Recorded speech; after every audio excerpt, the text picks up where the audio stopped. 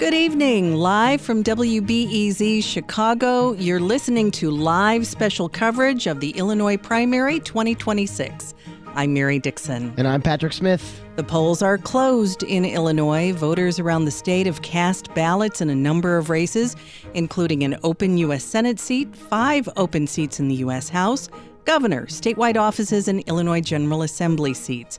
People are also choosing county and local leaders and judges. For the next hour, we'll be bringing you results as they come in, checking in at the watch parties of some of the candidates, and digging into what's at stake in this round of voting. You can also watch us live on WBEZ.org. In the studio with us is Dave McKinney, ready for his close-up, the WBEZ politics editor.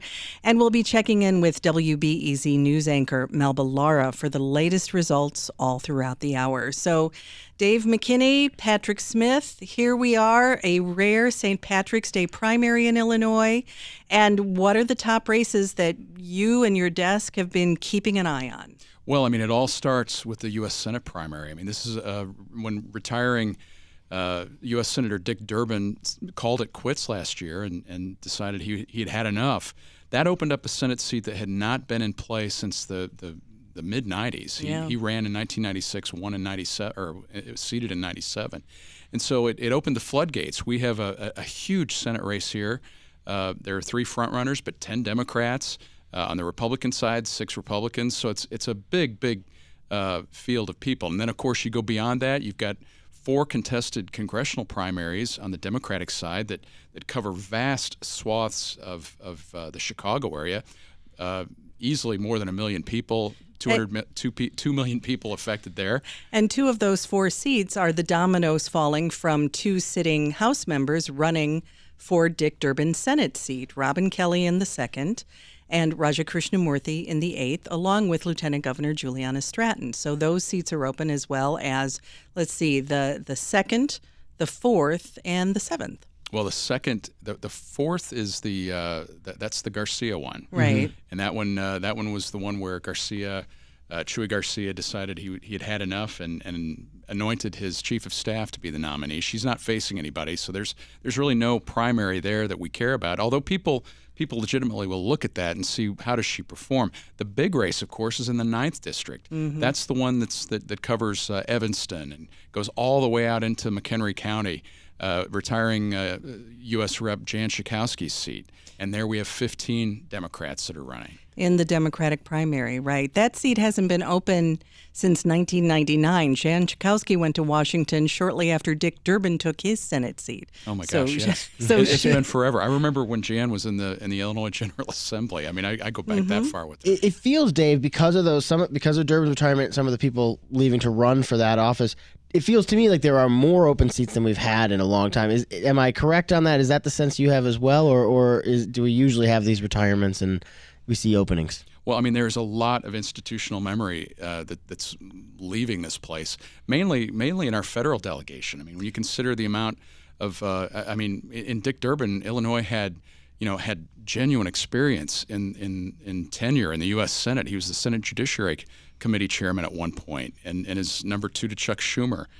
So he had enormous sway. So that's a big thing. But then you look at people like Danny Davis and Jan Schakowsky, folks that have been around on the political scene in Illinois forever, who are calling it quits. Danny Davis is retiring his seat in the 7th Congressional District. That's the west side, south side, western suburbs in the, strange districts that we have in Illinois. He's been in the House since 1997. So again, another longtime member of Congress relinquishing his hold on this very Democratic district, and a number of people trying to succeed him. Dave, there's been a lot of talk, I feel like, nationally about people not wanting younger leadership, younger members of Congress, younger people representing us nationally in the House and Senate. Do you think that has anything to do with the number of retirements we've been seeing? Well, I mean, I think that there naturally is pressure there. I mean, that was one of Durbin's stated reasons for his decision to retire. He thought it was time for somebody else to pick up and do this, and you can understand why. I mean, these jobs require a ton of travel. They're in session a ton in D.C., back and forth. Those jobs especially are ones that take a personal toll on people. other big races that we are looking at for tonight, Dave? Well, on the GOP governor side, that's a big one. We have 4 candidates there that are vying to take on, likely, Governor J.B. Pritzker on the Democratic side. He faces a nominal primary opponent, but it's certain he will be the nominee in the fall. So, again, that's a situation with Pritzker. He's seeking a third term, and the field of candidates includes Darren Bailey, who took him on 4 years ago and lost. Ted Dabrowski is a guy that has picked up some of Bailey's old support. He was kind of in conservative Republican circles, a guy that was recognized, affiliated with Wire Points. The DuPage County Sheriff is in the mix, and then the video gambling mogul Rick Heidner is in there as well. Right. So we'll be keeping an eye on that. We're pretty sure that Governor Pritzker is going to win that nomination again for his office. So we were talking about the Senate race, which is one of the marquee races, obviously, in Illinois in the primary to see who will get the Democratic nomination and the Republican nomination to succeed Dick Durbin. Why don't we talk to Mariah Woelfel, who is at Juliana Stratton, the Lieutenant Governor's campaign party, watch party. Yeah.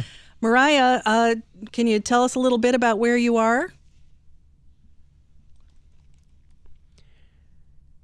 We're holding for Mariah. We know she's on the line, so let's hang on a second. Juliana Stratton is facing Congress members Raja Krishnamurthy and Robin Kelly. Oh, I think I hear something. Yes, I hear somebody out in the field. That sounds like a almost party. All right, Mariah, what's the party like? It's very early. What's the party like at Stratton HQ? Oh, good. I'm glad you guys can hear the live DJ because he is killing it. After a few mic checks, they finally kind of filled the room with music. Guests are still filling in. Okay. Excellent. And Mariah, a big story in this election, both in the Senate race, which you're covering tonight, and elsewhere, has been big spending by political action committees. I wonder, you've written a couple stories about that, specifically one on spending by cryptocurrency and AI PACs. We're at a film studio on the west side. Okay, you're at the film studio on the west side. One of the things that you have been reporting on in the Senate race is spending by political action committees, PACs. And can you tell us a little bit about how that's influencing the Democratic race for Senate? Yeah, so we've really kind of, in this race, polls have really shown that U.S. Rep. Raja Krishnamurthy being in kind of the lead for months, and I think Stratton really kind of started to show that she was closing the gap in these final weeks, including with help from Governor J.B. Pritzker.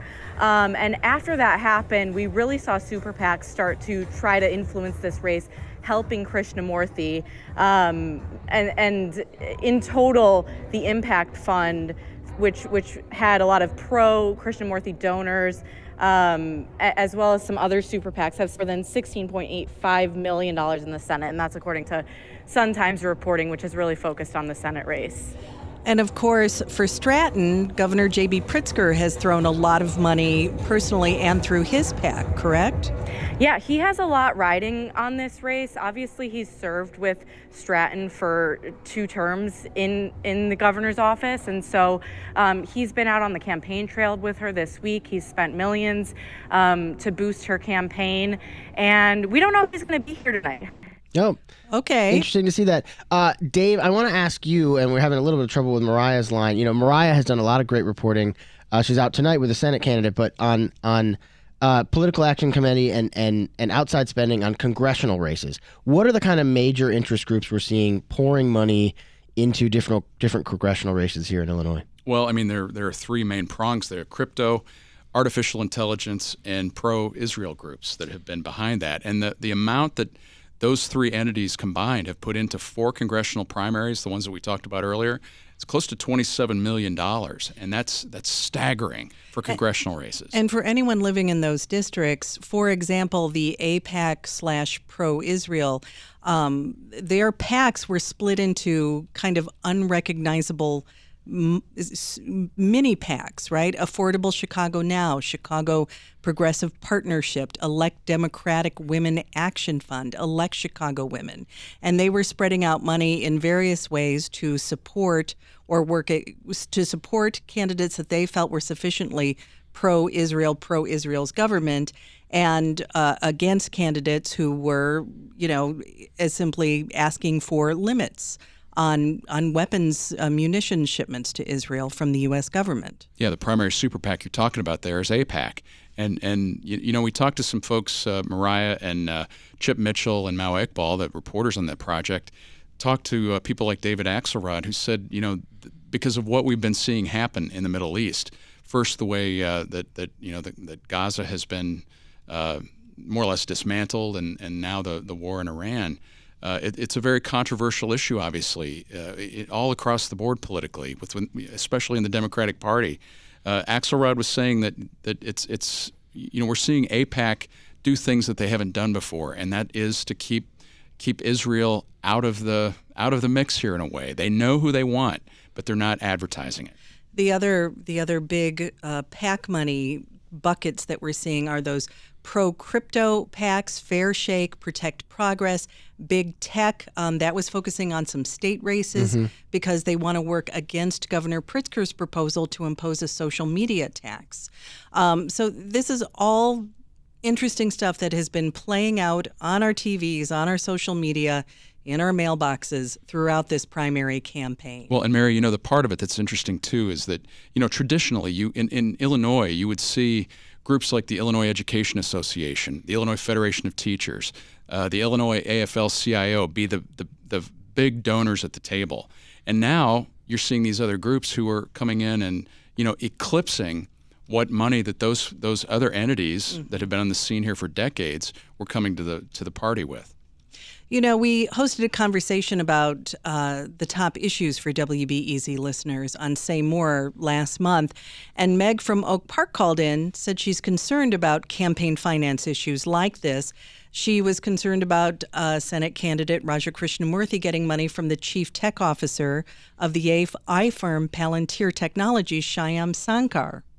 How do we assure ourselves that even though he donated that money out after he was called to the carpet on it, we are aware of who is donating to all of these campaigns? And once they get into Congress, how do we change that so that we don't have big money swaying our elected officials?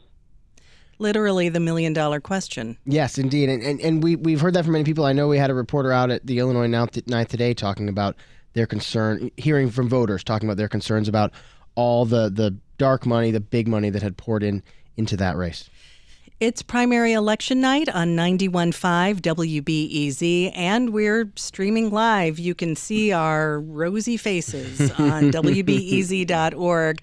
And, of course, you can see the wonderful Melba Lara, who's going to be checking in with some early results. We've got about 1% of the districts reporting in that Senate Democratic primary that you were talking about. Raja Krishnamurthy with just 1% of the districts now, with 38% of the vote. Juliana Stratton with 41% of the vote, and Robin Kelly with 9%. On the Republican side, Don Tracy's got a wide lead. Again, just 1% reporting, 45% there. Jeannie Evans coming in second. And, of course, like you mentioned, Governor Pritzker, unopposed. He's got that one. But on the GOP side, Darren Bailey right now with 52% of the vote, with just 1% reporting. Okay, so it's still very early. But has the race for Pritzker been called, Melba? Not yet. Not yet. Okay, so we're standing by for that. A lot of suspense in that one. We will see if no one is able to beat Governor Pritzker. Yeah, I haven't seen him break a sweat. So among the races that we have been talking about, with a lot of that outside PAC spending, which is also called dark money. Is that fair to say, Dave? It is. I mean, this is all, it arises from that Supreme Court decision in Citizens United, which really took the limits off of campaign fundraising. And what is interesting about these super PACs is many of them, you have a hard time tracing who is donating to them. And that of course, opens the door potentially to foreign interests, to anybody. You don't know. And that's the part that is a little bit unsettling for those of us who've watched this for many, many years. Go ahead, Pat. Well, the idea of the dark money, it feels like it's almost getting more, darker. I don't know if that makes sense exactly, but as you guys reported, AIPAC, it used to be, AIPAC, they stand by what they're funding, and it's clear that they're paying for this because this is somebody who they have deemed that they want to support.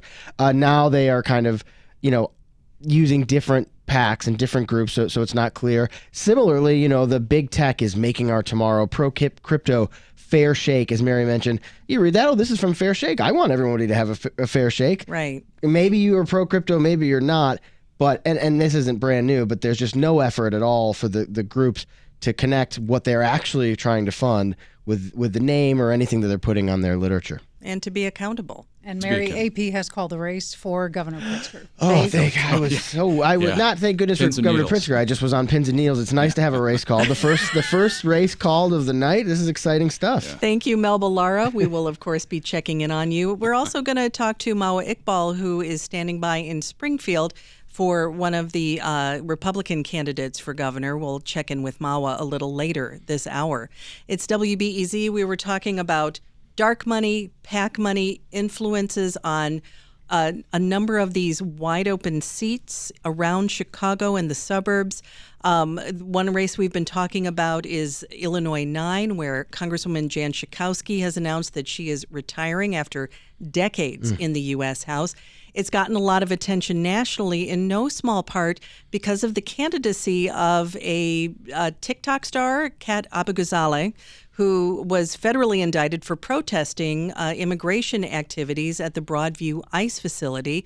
The top candidates are also Illinois State Senator Laura Fine, who is getting a lot of backing from the AIPAC lobby, from those various PACs, and Evanston Mayor Daniel Biss. WBEZ's Sarah Karp is with the Biss campaign right now. We thought we'd check in with her.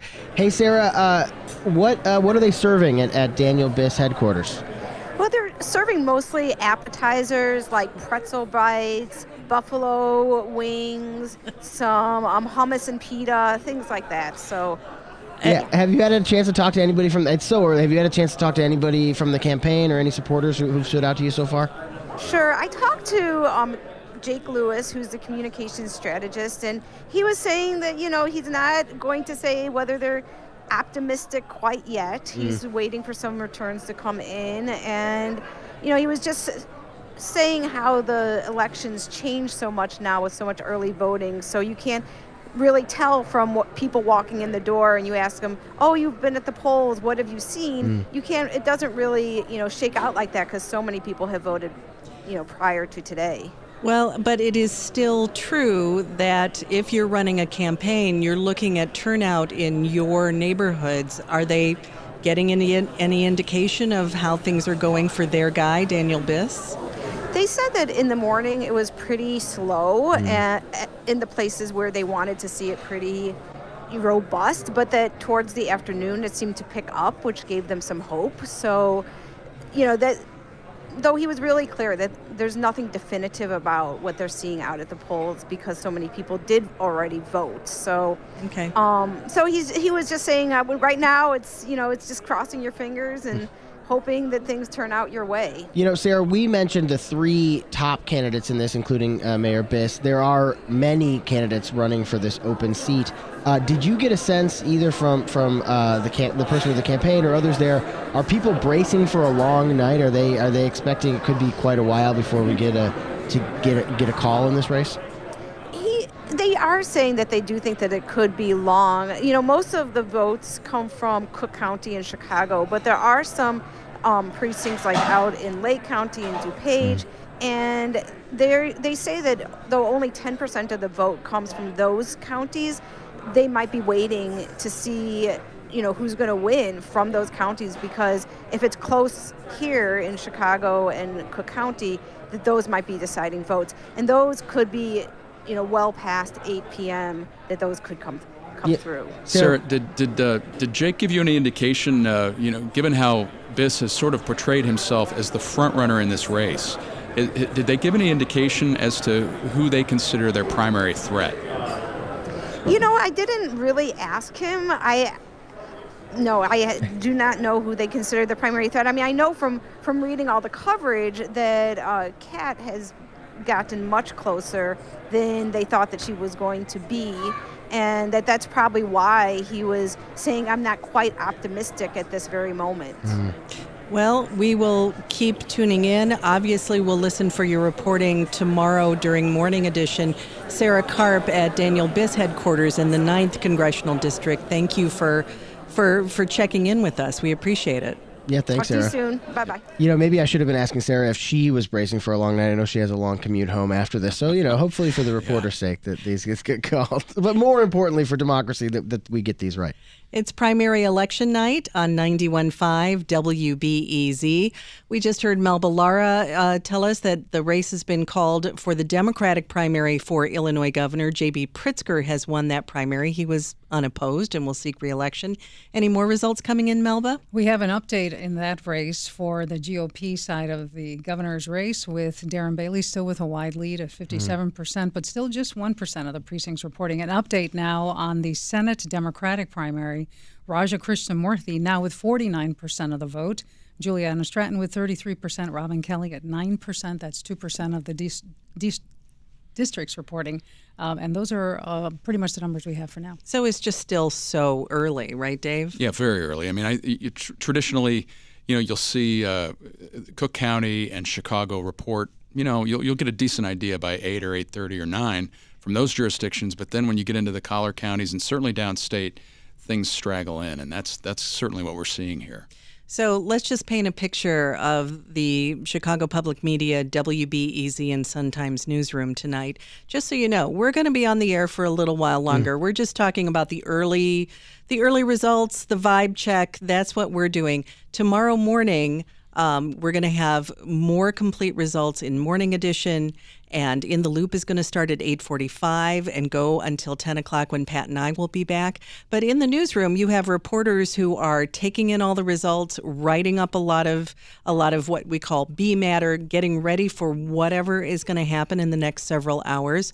And we also have a bunch of reporters out in the field at these different campaign watch parties to see what happens and get reaction from winners and losers, because that's how it goes. Yeah, and in addition to being able to watch our as Mary put it, rosy faces at WBEZ.org, you also can follow the live blog there at WBEZ.org as these results are rolling in, as we're getting, anecdotes and color from the many election night parties that our reporters are out at tonight.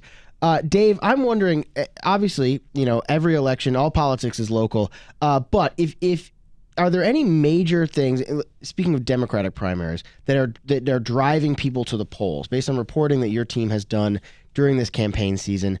What's motivating people to get out there? What seems to be motivating people as they're picking their candidates? Well, I mean, we had staff out all day today at the polling places talking to voters as they come out of the polling places. And, we heard a lot of, on the Democratic side, certainly, a lot of animus toward President Trump and the job he's doing. People are motivated by, the fact that we're at a war that just seemed to pop out of nowhere with Iran.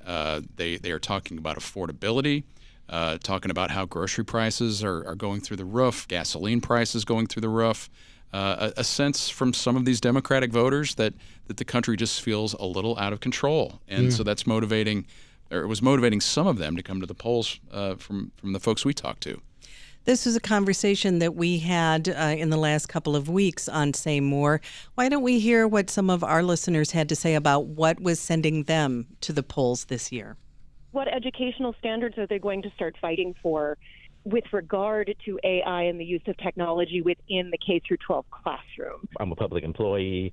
I would love to have some student loan forgiveness, but, again, those plans are kind of up in the air right now. So what are their plans to really safeguard those programs and ensure that they're not privatized so that they can be sent into collections and all these other things that they're threatening folks with? One of the things I always tell my students is that it's the local issues where sometimes your voice can be heard the most. So it might sound super small potatoes, but for me, it's a bond proposal on the ballot to tear down one of our outdoor pools in Oak Park and replace it with an indoor pool. My top concern is property taxes. This is something that directly affects the life of every person in the community.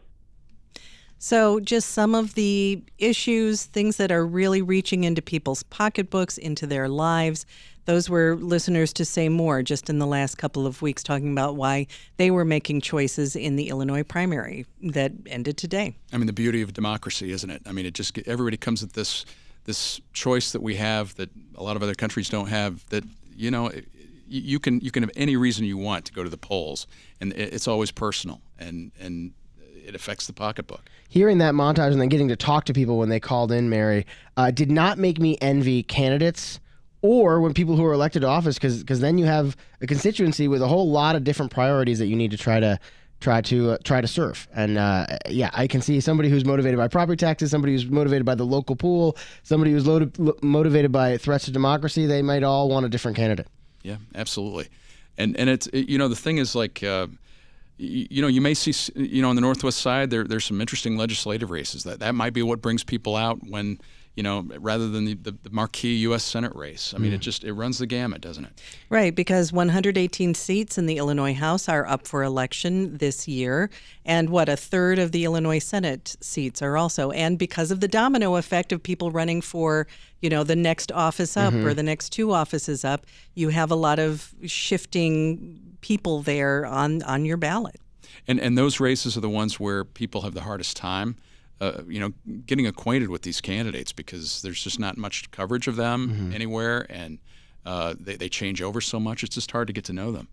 You are listening to live election coverage here on WBEZ. You can watch this at WBEZ.org, where you can also follow the live blog.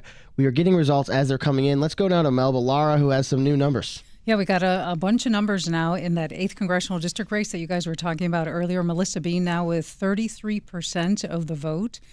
In that Democratic wing, the 23% going to Junaid Ahmad in that one. In the Republican race, Jennifer Davis has got 54% of the vote in that 8th Congressional District with 19% reporting. So we've got quite a few of the votes coming in now. Okay, so this is Northwest, West suburbs, and we're starting to get a little more of those districts reporting. Okay, thank you, Melba Lara. We've been talking about this is a primary election, which means usually you're just expecting to nominate someone from a party. And we had one caller today, Dave, on Say More, saying, why do I have to pull a party ballot? In Minnesota, you don't have to do that. Were you just affecting the Minnesota accent there a little bit? It sounded like it. I'm sorry. So I just want to go into that a little bit with you, if you can explain that, Dave. Well, that's the way our elections work here. I think the point of primaries is to sort of, you know, give the Democratic and Republican parties and the people who make them up a chance at choosing their nominees, and the parties kind of want to know who's voting for them, you know, voting for their candidates, and so that's why there's this process of pulling a ballot and revealing, you know, a party preference. But you know, at the same time, you know, there are plenty of times where, you know, if a Democratic candidate wants to wade into a Republican race that interests them, maybe to tube a candidate or to benefit one that they think will help in the fall. I mean, that happens too. So it goes both ways. There are some apparent elections that are on the ballots right now. For example, in the race for Illinois Treasurer, the incumbent, Michael Frerichs, who's been in office for 12 years, is unopposed in the Democratic race. And in the Republican race, you have write-in candidates. One of them, Max Rice, is also running for the U.S. Senate as a Republican and Cook County Board President. And another, Max Solomon, is an attorney, but they're write-ins. Yeah. The county clerk race, the incumbent Monica Gordon for Cook County Clerk is running unopposed, and there is no Republican who is running for that office. Is it possible someone could jump in before November, Dave, or is that it? Well, I mean, you'll see it. You may see it in some of the congressional fights. We talked about the Chuy Garcia seat, for example. There may be an independent or two that emerge to take on the Democratic nominee in those races. Independents can still they're out actually now gathering signatures to get on the ballot. The process for them is much more burdensome than it is for the parties. They have to gather more signatures, do it in a shorter period of time, and so the odds are stacked against them. But yeah, you talk about in a lot of ways this primary is the whole ball of wax, because the Republicans in the state of Illinois have had, you know, they've been kind of in the wilderness for the last couple of decades, and they don't have the infrastructure that they once had. And then you couple that with the fact that, you know, pretty much across the board nationally there is this great talk of a gigantic blue tidal wave in the fall. And so Republicans here have got to figure out ways to thread the needle in order to be viable this fall. That's why it's so interesting to see Don Tracy in the Republican race for the U.S. Senate seat, because he was the chair of the Illinois GOP. And in the Trump era since 2016, that style of sort of moderate Illinois Republican really went out of style around here. Well, it did. And it happened at the same time that Republicans lost their toehold in the collar counties. Right. I mean, the collar counties used to be ruby red, and they're not that way at all now. No more. I am surprised, and maybe I shouldn't be surprised based on what both of you are saying right now, how many of these Cook County races just don't have a Republican on the ballot. I know there are some write-in candidacies, but I guess I think I've been a reporter for a decade now. When I came in, the Cook County GOP was a thing. It mattered. It had candidates. They won offices, but what's going on? There's no Republican running for Cook County Sheriff at the moment. Tom Dart is running unopposed for the Democratic nomination. Same for Cook County Treasurer. Democrat Maria Pappas will have no Republican opponent at press time. Same story for the Lake County, Illinois clerk. The Democratic candidate is Anthony Vega, who's running to succeed Holly Kim, who is running for Illinois Controller.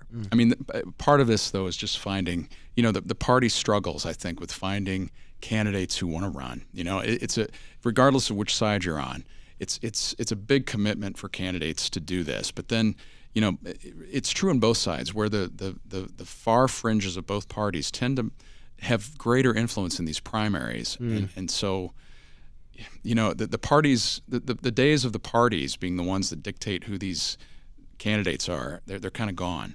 That thread is sort of winding out. Let's get an update from WBEZ's Melba Lara. What's on your bozo pewter? Well, you guys were talking about the 9th Congressional District a little bit ago. We're finally starting to get some numbers there. On the Democratic primary, 17% of the districts reporting Daniel Biss right now with 32% there, and Laura Fine with 27%. So those are the top two right now in the Democratic side of that 9th district. On the Republican side, John Ellison has 48%. Paul Friedman has got 33%. A couple of other numbers real quick that we're looking at. None of the county-wide races are in yet, so we're seeing some kind of slow trickle in from those. But in the Senate Democratic race, right now, Juliana Stratton's back on top now with 37% of the vote to Raja Krishnamurthy's 36%. 14% of those districts are reporting mostly in the central and southern parts of the state. Okay. It's going to be really interesting to see where those votes split and who, what area goes for which candidate. And I think Alden Lowry, one of our data editors, is going to be in tomorrow morning to kind of help parse those numbers for us. Well, that's right. I mean,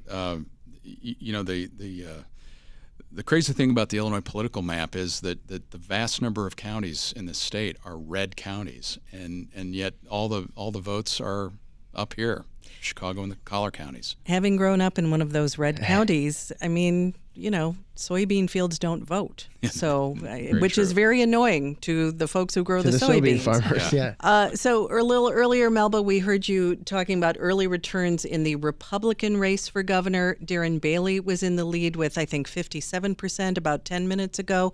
And so we know that Governor Pritzker is the putative. Yeah, a moment of great drama here when we had his race called a little bit ago. But. So we're waiting to see who. We do have an update in that race. Oh, please. Now it's 2% of the districts. Darren Bailey's still ahead with 44% to Ted Dabrowski's in second place with 30%. Okay. And just very quickly, the Cook County Board President race, we finally got some numbers that landed from there. About 16% reporting Tony Preckwinkle with 63% of the vote to Brendan Riley's 36%. Okay, that is interesting. So we will keep an eye on that. We were talking about the Republican candidates, the Republican primary for governor. Mawa Iqbal is at Darren Bailey's election night party in Springfield and joins us now. Good evening, Mawa. Hey, how's it going? Hey, doing good. So Bailey headquarters in Springfield, are they serving horseshoes or nah? No horseshoes, unfortunately. They are serving cheese curds that don't have breading on them, but are supposedly very tasty. So. Okay. Do we have a bar, open bar, cash bar, or is this a dry party?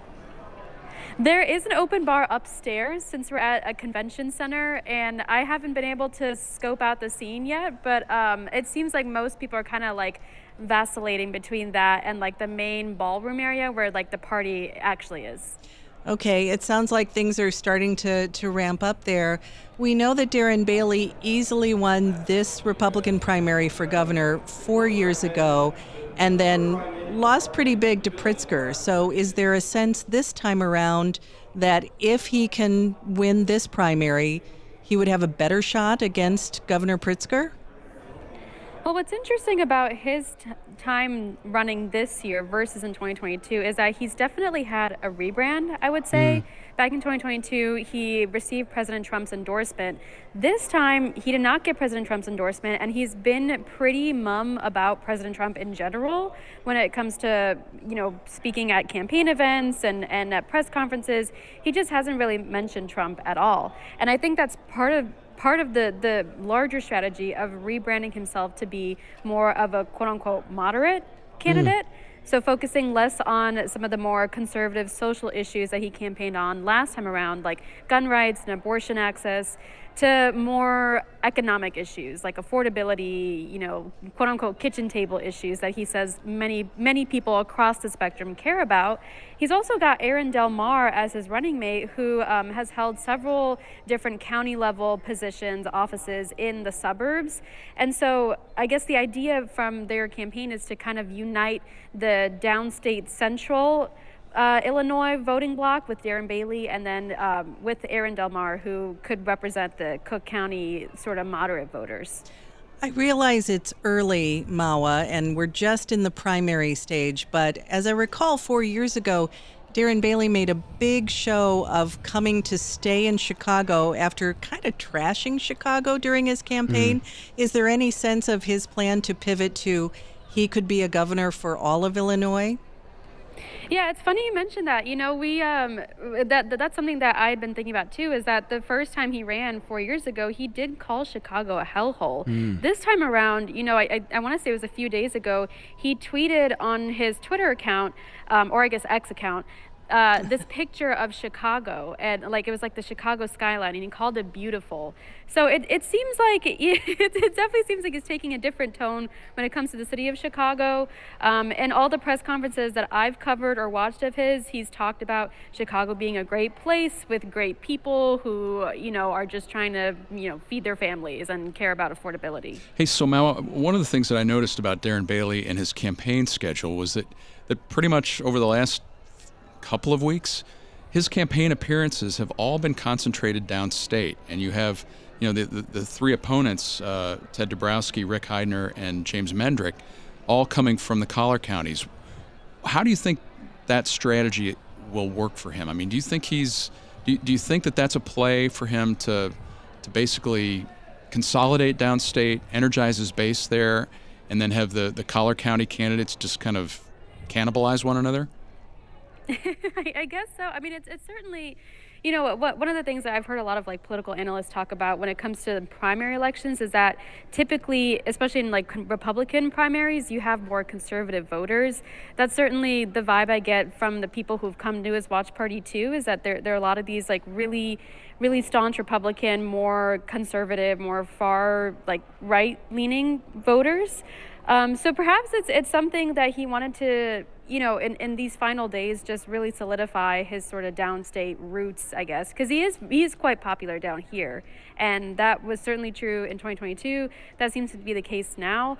And yeah, you're right, Dave. It is true that the other three candidates have the Cook County base, but I will say, too, that Darren Bailey does have name recognition. I think that's really helping him in this race. Not only was he a former state legislator, he also ran against Pritzker in 2022 and lost pretty badly, I would say. But also, his family has undergone some pretty awful, tragic deaths recently. There was a helicopter crash that had left his son and members of his family killed. So I think just with... Well, Mawa, one other thing, I mean, it's no secret that Illinois has a billionaire governor. And if Darren Bailey wins the nomination, where does he get money from to run a competent, credible campaign against J.B. Pritzker for a second time, because I mean he lost one of the big funders of his last campaign, Dick Uihlein, to an opponent in the primary now, Ted Dabrowski. Where do you think Bailey would get money if he goes on to a general election? That's a good question. And yeah, he had Dick Uihlein support last time around. This time he went over to the Dabrowski camp. Yeah, I'm not quite sure. You know, in this primary, Bailey was actually pretty far behind on fundraising. I would say, yeah, it was Dabrowski and Rick Heidner who were the two fundraisers, the top fundraisers in the primary. And Bailey has said that, you know, just given the family personal loss and it's mostly that he hasn't had as much time to be fundraising and on the campaign trail. But it will be I'd be interested to see who kind of gets into his camp. Like if maybe, yeah, if Dick Uihlein changes his mind and gives to Bailey for the Which general would not election. be unheard of. You know, that happens. No, and just for clarity, I mean, Uihlein is a GOP mega donor. And for those who drive up to Milwaukee, you'll spot Uihlein's company there on the side of the road there. It's a, you know, big enormous office supply place. Company, yeah. Yeah. Is that what you expect, Dave? That whoever wins this primary on the Republican side, the money is going to rally around them to go against Pritzker? Well, I think that's a big question. I don't know where the money comes from right now to the Republican Party. I think Uihlein, I think, was obviously dissatisfied enough with Bailey's last performance that he chose another candidate in the primary. So, you know, there is one source of money that Bailey would have to win back if he wins the nomination. WBEZ's Mawa Iqbal, thank you so much for joining us from Darren Bailey's headquarters in Springfield. Dave, I wanted to ask quickly about something that Mawa said about Bailey. And again, he still has a long way to get this nomination. We do not know who will be facing off against Pritzker in the general. But for Bailey, he's not seeking Trump's endorsement. Is that going to work, this effort to maybe try to distance himself from the president? Do you see that working in the general election? Well, conceivably, because I mean, Trump has done poorly in Illinois every time he's been on the ballot here. I mean, he's never exceeded, I don't believe, 40%. So he's really unpopular. So it makes sense to try to distance yourself in some ways. I mean, the old template for Republicans. I mean, don't forget, Republicans, they had a 26-year streak of holding the executive mansion.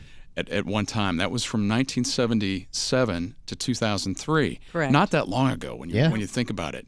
And the template that they used to do that was that they were fiscally conservative, socially moderate, and they worked the suburbs and united the suburbs with downstate. And it's a pretty basic formula that for whatever reason, Republicans just have not embraced. And you know, it kind of befuddles me. That's the ticket. And nobody seems to go that route. Yeah, the disruption of the Trump era, I think, is really a big factor in that. It's WBEZ. It's 7:42. I'm Mary Dixon alongside Patrick Smith, our politics editor Dave McKinney, and WBEZ's Melba Lara, who is keeping track of all the math. Yeah, and we've got a lot of results in now in all of the major races. You were talking about that GOP primary for governor, Ted Dabrowski with 42% to Darren Bailey's 36%. Okay. So that's 10% of the precincts reporting in that race, and Ted has been holding that lead so far tonight. Okay. Some of the other numbers that we've been getting in that Senate race, it's tightened quite a bit now with 32% of the districts reporting. Juliana Stratton now on top with 37% of the vote, and Raja Krishnamurthy with 34%. Robin Kelly coming in with just about 20% of the vote there. In the Republican side of that race, Don Tracy's been holding steady all night long in that lead with 38% of the vote. A couple of congressional races, Jesse Jackson Jr. trailing Donna Miller in the 2nd Congressional District, 41 to 30%. In that 7th district primary, the Democrats, Melissa Conyers-Ervin with 15%. LaShawn Ford right now in the lead with 25%. Keena Collins is 3rd with 12%, and that's 17% reporting in that district. So again, very early, but interesting to see how these numbers are moving. We are watching one of the congressional districts that we were talking about is in the 8th in the northwest suburbs, where Raja Krishnamurthy is retiring his House seat because he is running for the U.S. Senate. So this is an open race to represent the northwest suburbs. The top Democratic candidates include tech entrepreneur Junaid Ahmed, Cook County Commissioner Kevin Morrison, and former Congressmember Melissa Bean. And WBEZ's Summer Van Betten is at the Bean election night party. Good evening, Summer. Good evening. Hi, everyone. So paint us a picture. What's going on there? What's on the playlist? Yeah, it's still pretty early. Jackson 5 is on the playlist, but the energy is high. People are excited, and they're getting warmed up. They're getting their plates filled. So far, it's pretty calm. So you say calm. Have you gotten a chance to talk to any of the supporters or any of the other folks who turned out for tonight's party? I have, and they're really excited. A lot of people are saying that Bean is going to win by a landslide, which seems to be the consistent message.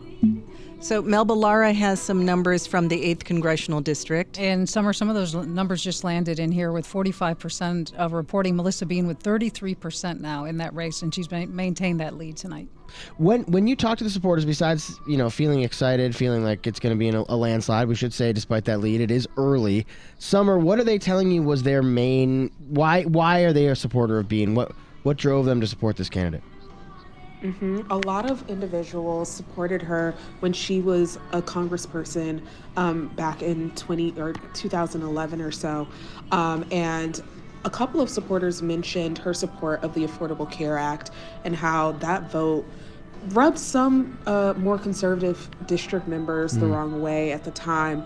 But now in 2026, we see that some more Democratic district members have seen how precious healthcare is, and are kind of changing their ways on their views on healthcare.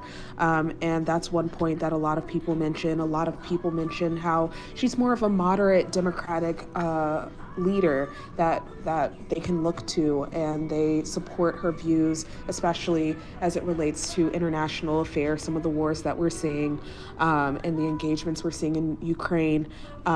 Those are two of the bigger issues that people have called out here at the party so far. WBEZ Summer Van Betten, thank you so much for talking to us from Melissa Bean's election night party. And Dave, I mean, what Summer's talking about, this was a seat that Melissa Bean held, I believe, until 2010. How have the political winds changed in the years since that would allow her to potentially reclaim the seat? Obviously, the most obvious one is that incumbent Raja Krishnamurthy is running for the Senate instead of seeking re-election here. Yeah, I mean, Krishnamurthy had that, I think, for like 10 years. And there was that interim where in 2010, with the Tea Party movement and the midterm elections that went against the Democrats, in large part because of the Affordable Care Act and Barack Obama's election, you had Joe Walsh in there for one or two terms, Republican. Yeah. And this is a seat that dates back to Phil Crane, a Republican from up in Lake County. And again, you just had a very conservative part of the political map that no longer is that way. I mean, it's turned blue, and it's interesting. In this race, Bean, as Summer said, that regarded as really kind of a moderate Democrat.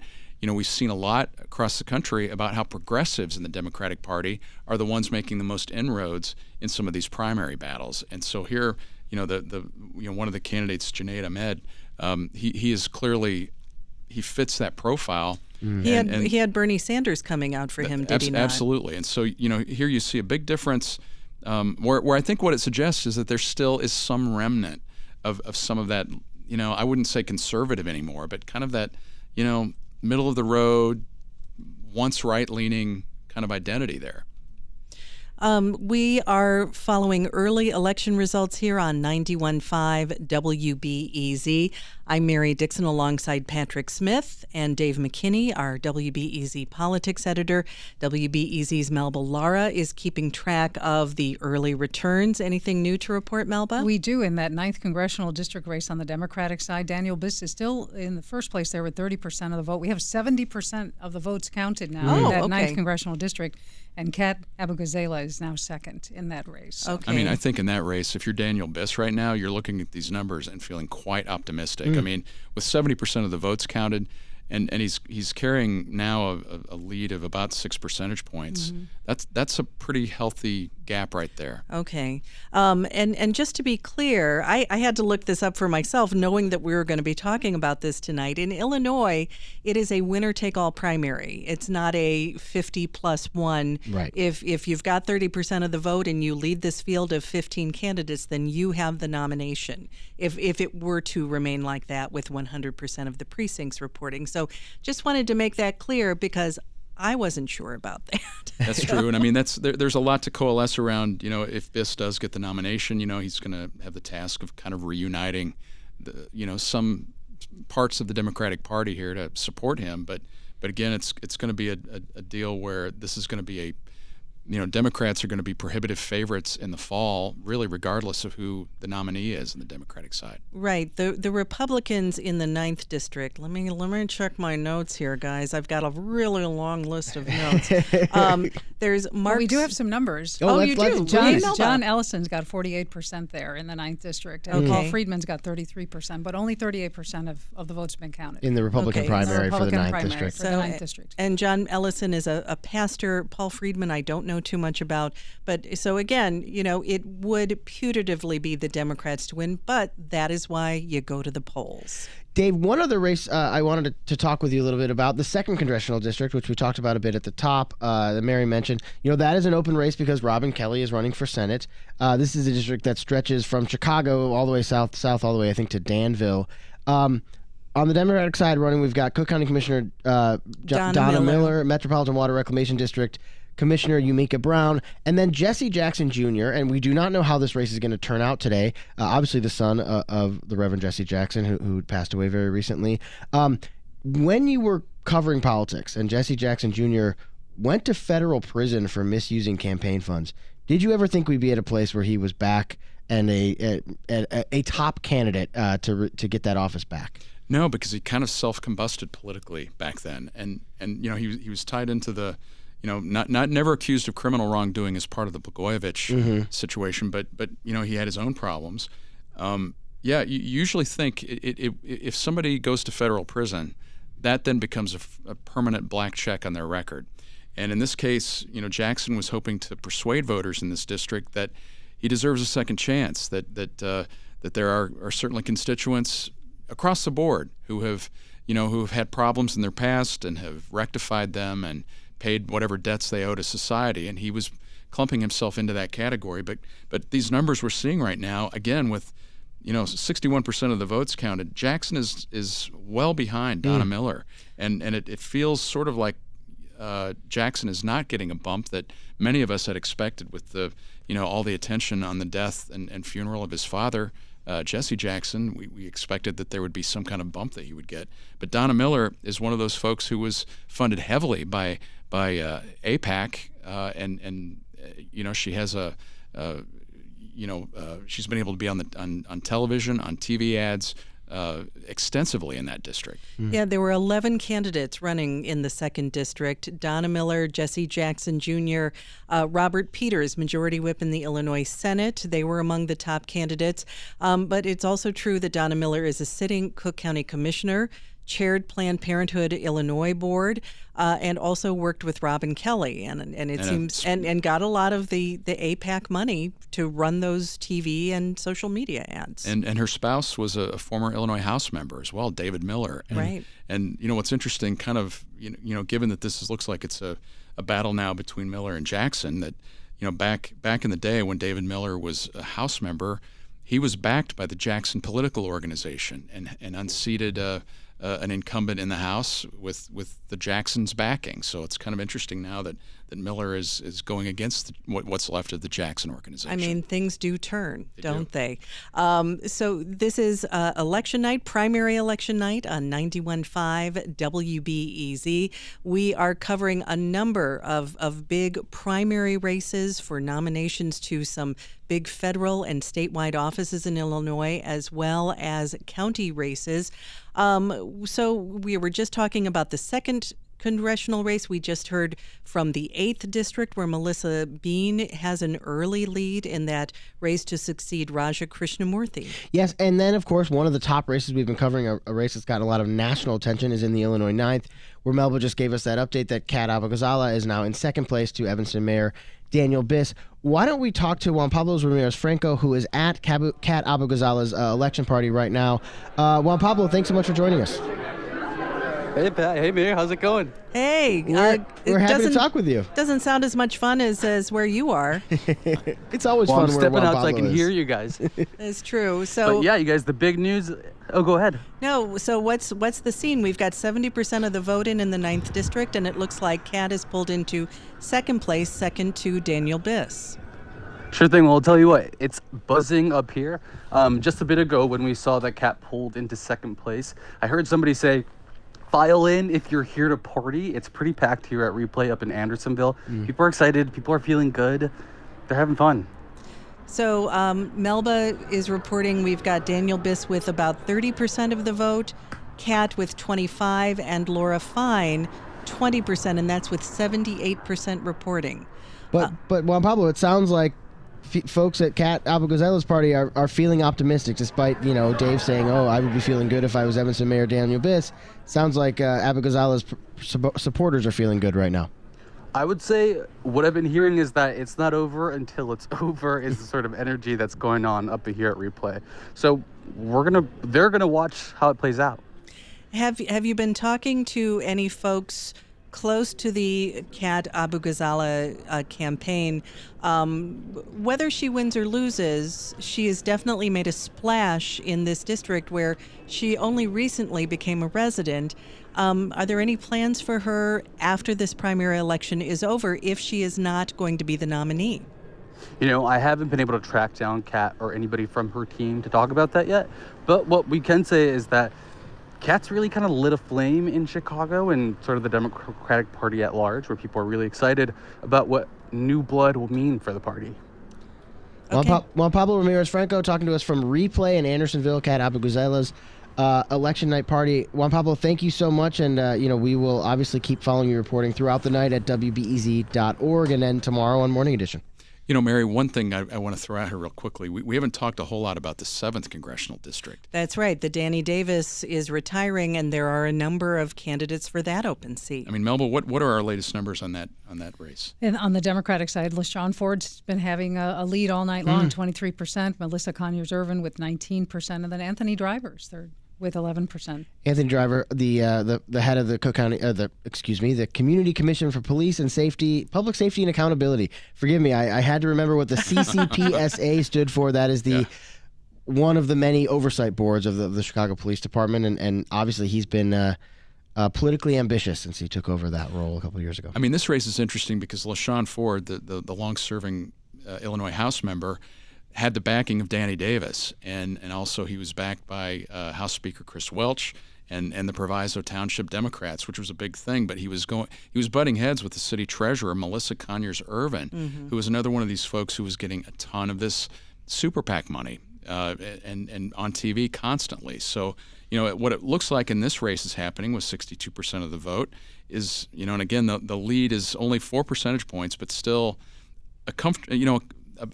I'd rather be in Ford's position than Conyers-Irvin. Okay. It gives a sense that like the party establishment is holding firm here. So it's just coming up on 8 o'clock. It's time for us to start wrapping up. Melba, any late results you want to chip in here? Just on that Senate Democratic side, Raja Krishnamurthy still trailing Juliana Stratton, 33 to 38% with 48% reporting. Okay, we are going to be keeping track. Our newsroom is going to be busy all night.